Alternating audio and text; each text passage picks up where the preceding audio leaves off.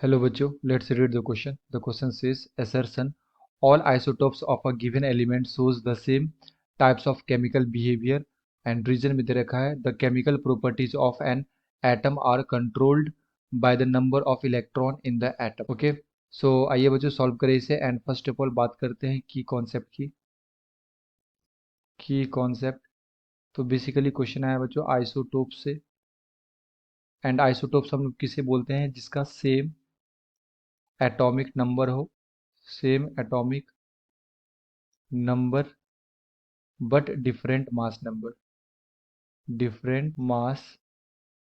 Number. इसे हम लोग क्या बोलते हैं बच्चों, आइसोटोप्स बोलते हैं। तो जैसे मान लो मेरे पास हाइड्रोजन है तो इसका एक ये H1 हमारा एक लाइक आइसोटोप्स हो एंड इसका दूसरा आइसोटोप्स क्या हो जाता है H1 2, जिसे हम लोग क्या बोलते हैं ड्यूटेरियम बोलते हैं। तो अगर मैं इसका केमिकल बिहेवियर देखूँ लाइक इसका फॉर्मूला अगर मैं ऑक्सीजन के साथ देखूँ तो जो हमारा हाइड्रोजन इसका वैलेंसी 1 ऑक्सीजन का वैलेंसी 2, तो यहाँ से जो हमारे पास फॉर्मूला बनेगा ये क्या बनेगा H2O। एंड अगर मैं ड्यूटेरियम का फॉर्मूला देखूँ यहाँ से ऑक्सीजन के साथ तो इसका भी वैलेंसी 1 एंड इसका वैलेंसी 2, तो यहाँ से जो हमारे पास फॉर्मूला बनेगा ये क्या बनेगा D2O एंड सो ऑन। अगर मैं यहाँ पे इसका थर्ड आइसोटोप लूंगा तो उसका भी सेम टाइप का ही जनरल फॉर्मूला आएगा। सो जो भी हमारे पास आइसोटोप्स होते हैं उसका केमिकल बिहेवियर क्या होता है बच्चों, सेम होता है, सेम टाइप के फॉर्मूला ये फॉर्म करते हैं। तो एसर्शन में दे रखा है all isotopes of A given element shows the same types of chemical behaviour, तो एक जैसा केमिकल बिहेवियर ये दिखलाता है, करेक्ट है।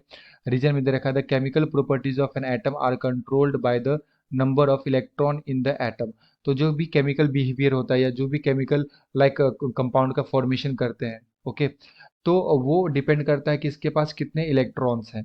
तो अगर एटॉमिक नंबर सेम होगा तो जो इलेक्ट्रॉन का यहाँ पे संख्या होगा लाइक इलेक्ट्रॉन का जो भी नंबर होगा ये क्या होगा बच्चों, यहाँ पे सेम होगा।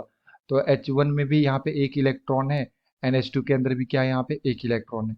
तो इलेक्ट्रॉन की नंबर क्या होती है यहाँ पे, सेम होती है।